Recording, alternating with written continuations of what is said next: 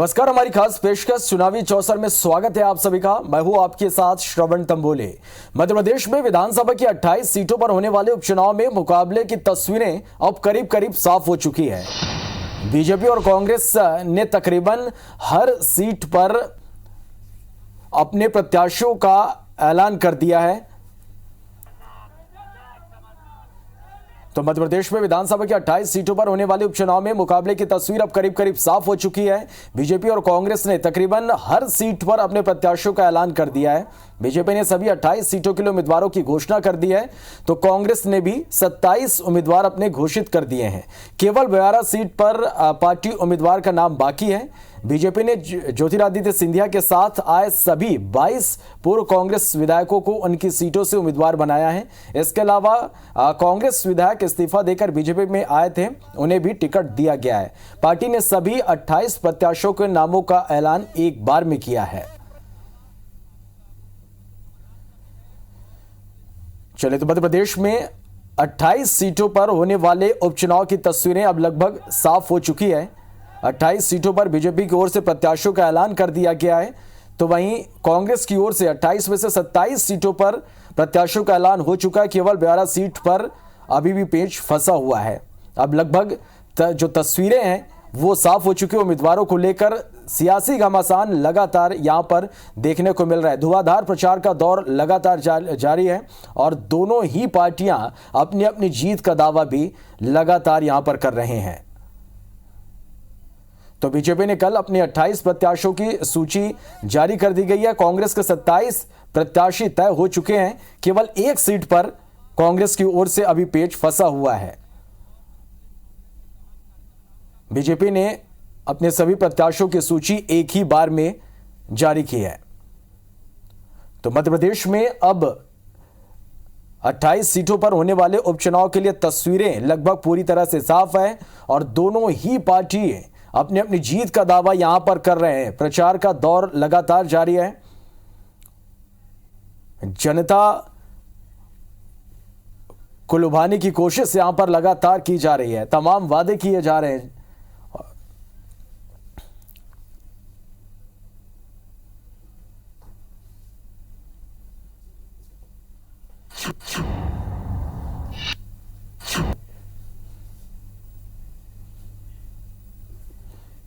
चलिए, तो लगातार एक तरफ जहां सीएम शिवराज सिंह चौहान धुआंधार प्रचार में जुटे हैं, तो दूसरी ओर पूर्व सीएम कमलनाथ भी धुआंधार प्रचार कर प्रत्याशियों को जिताने की अपील लोगों से कर रहे हैं। 15 महीने के कार्यकाल के दौरान जो काम कांग्रेस ने किए हैं वो जनता के सामने रख रहे हैं और इसी के आधार पर जनता से एक बार फिर से सत्ता में आने की यहां पर अपील, सत्ता में लाने की अपील कर रहे हैं। और बीजेपी की ओर से 28 सीटों पर एक साथ नाम जारी कर दिए गए हैं। तो बीजेपी की ओर से प्रत्याशियों का ऐलान कर दिया गया है। हालांकि कांग्रेस ने 3 किश्तों में अपने प्रत्याशियों का ऐलान किया, लेकिन बीजेपी की ओर से लगातार यहां पर एक तरफ कांग्रेस सवाल उठा रही थी प्रत्याशियों को लेकर, तो कल अपने सभी सीटों पर बीजेपी ने प्रत्याशियों का ऐलान कर दिया है। तो मध्य प्रदेश में सत्ता का संग्राम लगातार जारी है।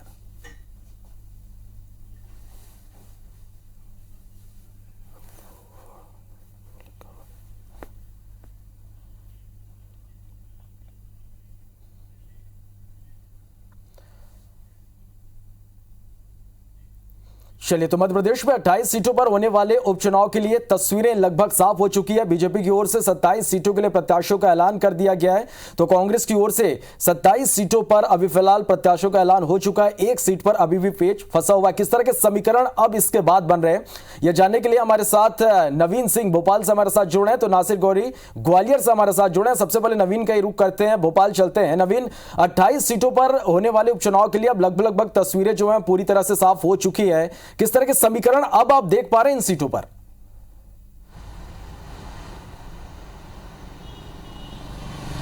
देखिए बिल्कुल प्रत्याशी की घोषणा करने में कांग्रेस एक कदम आगे है। कांग्रेस ने 3 किश्तों में अपने 27 प्रत्याशियों के नाम का ऐलान कर दिया। हालांकि भाजपा ने एक बार में ही अपने सभी 28 प्रत्याशियों के नाम का ऐलान कर दिया, लेकिन भाजपा को थोड़ी मशक्कत ज़रूर करनी पड़ी अपने 28 प्रत्याशियों को तय करने के लिए। चूँकि भाजपा और आरएसएस का जो सर्वे है और सर्वे का जो फीडबैक है वो जो 25 प्रत्याशी थे, जो सिंधिया समर्थक थे, जो कांग्रेस पार्टी छोड़कर बीजेपी में शामिल हुए थे, उनका फीडबैक बीजेपी की नज़र में ठीक नहीं था। हालांकि केंद्रीय चुनाव समिति की जो बैठक हुई, जेपी नड्डा पार्टी के राष्ट्रीय अध्यक्ष हैं, उनको भी मध्य प्रदेश की भारतीय जनता पार्टी के आलाकमान ने उनको सूचित किया, उनको बताया कि जो फीडबैक है वो उन प्रत्याशियों के लिए ठीक नहीं है, उनके खिलाफ क्षेत्र में हवा है। लिहाजा केंद्रीय चुनाव समिति ने ये तय किया कि जो सिंधिया खेमे के विधायक रहे हैं, जो कांग्रेस छोड़कर बीजेपी में शामिल हुए हैं, उनके टिकट का फैसला ज्योतिराज सिंधिया ही करेंगे। लिहाजा ज्योतिराज सिंधिया की तरफ से ये इशारा दे दिया गया कि वो 25 के 25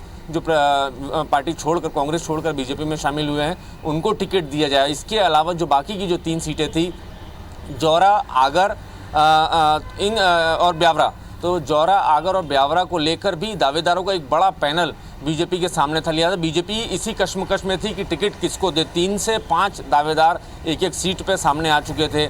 कई सारे जो प्रत्याशी, संभावित प्रत्याशी थे, उनका विरोध भी क्षेत्र में होने लगा था।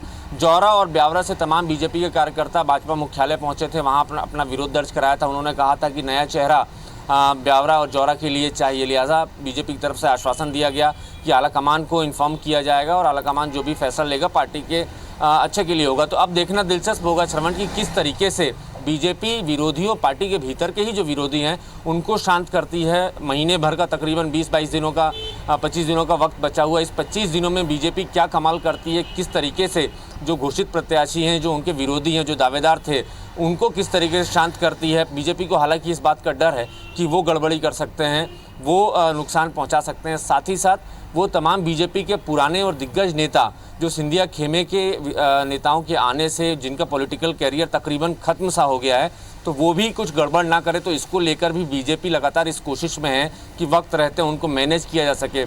सांची की अगर बात करें, डॉक्टर गौरीशंकर शेजवार, चूँकि एक तरीके से वो संन्यास ले चुके हैं, हालांकि उन्होंने किसी भी तरीके से अपने बेटे को 2018 का टिकट दिलवा दिया। अब पार्टी उम्मीद कर रही है कि डॉक्टर गौरीशंकर शेजवार और उनके बेटे मुदित शेजवार उस शख्स का विरोध करें जिनके खिलाफ 2018 में पार्टी ने चुनाव लड़ा था और अब वो बीजेपी में शामिल है।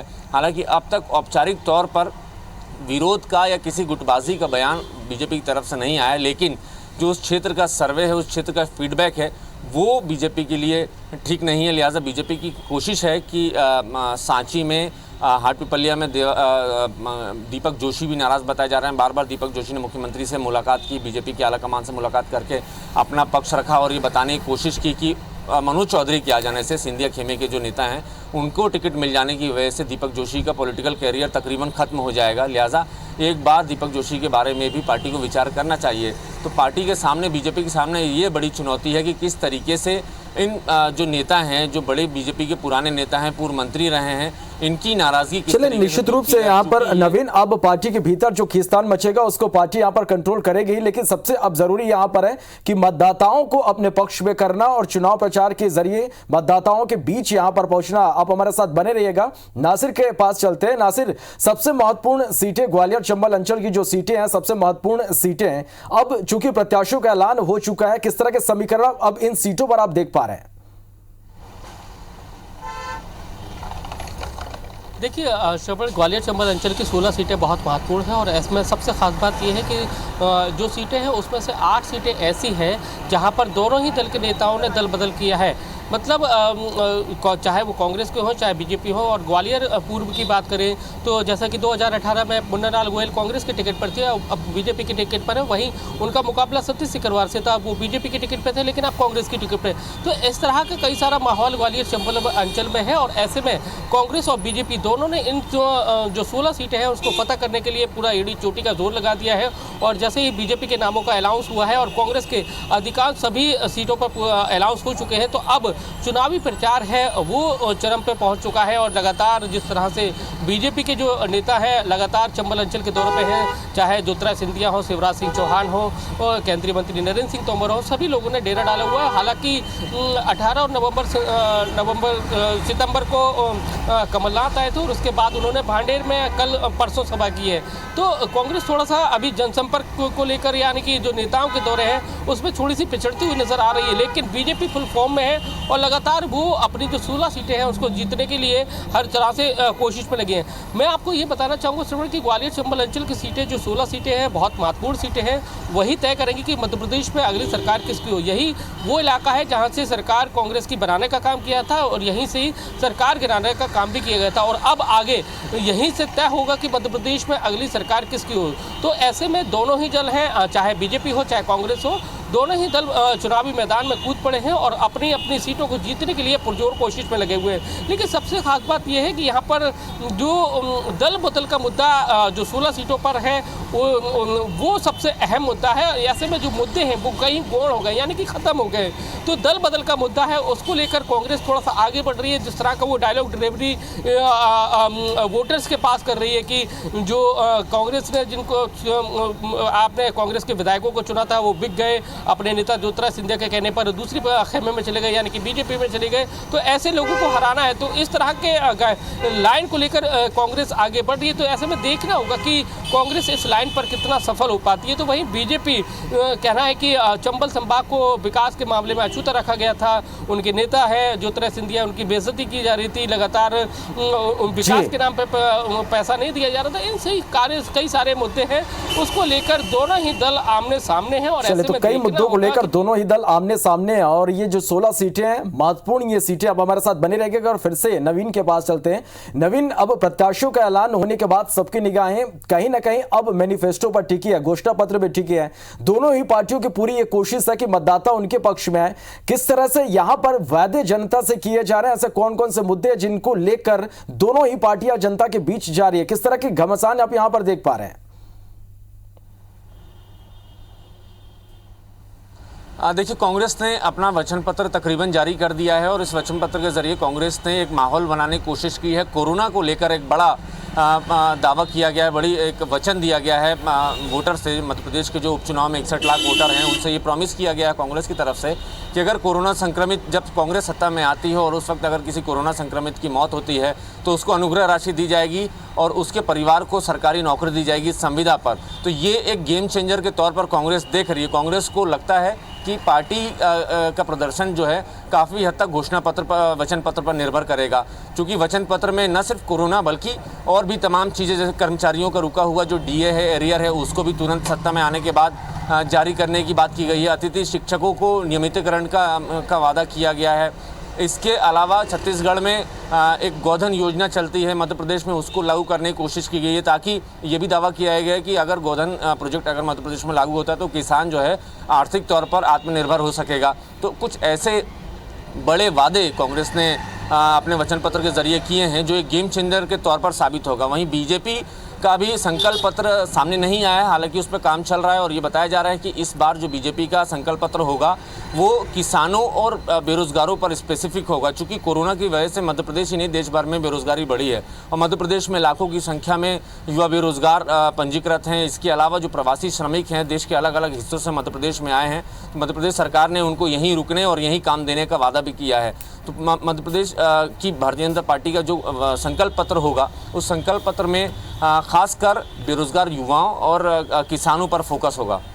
जी, निश्चित रूप से किसानों पर और बेरोजगारों पर यहां पर फोकस किया जा रहा है। हमारे साथ बने रहेगा नवीन। फिर से रुक कर लेते हैं नासिर गौरे का। नासिर, 16 महत्वपूर्ण सीटें, यहां पर दोनों ही पार्टियां किस तरह से मतदाताओं को अपने पक्ष में कर रही है, किस तरह की रणनीति के तहत यहां पर दोनों पार्टी काम कर रही है?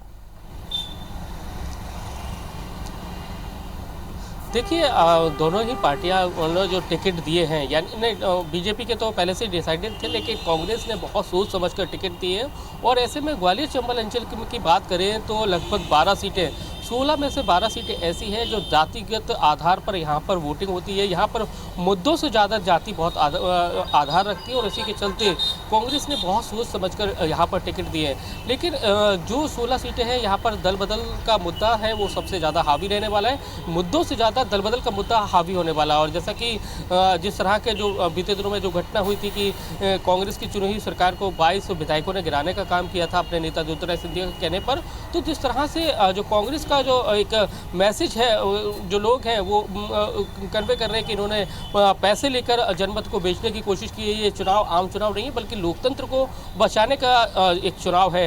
हालांकि कांग्रेस ने अपना मैनिफेस्टो जारी कर दिया है लेकिन बीजेपी का भी मैनिफेस्टो जारी नहीं हुआ है। ऐसे में जो चुनावी रणनीति है ग्वालियर चंबल अंचल में पूरी तरह से बीजेपी ने एक माहौल बनाने की कोशिश कर दी है। कांग्रेस के खिलाफ माहौल बनाने की कोशिश की हुई है पूरा लगातार माहौल जब वो, लेकिन लगातार जो कांग्रेस के से खुद पीसीसी चीफ यानी कि कमलनाथ कमान संभाले हुए हैं, उनके भी दौरे लगातार चल रहे हैं। 18-19 सितंबर को ग्वालियर के दौरे पर आए थे, हजारों की संख्या में लोग मौजूद थे। ऐसी भांडेर में उन्होंने का दूसरा दौरा था, उसमें भी हजारों की संख्या में।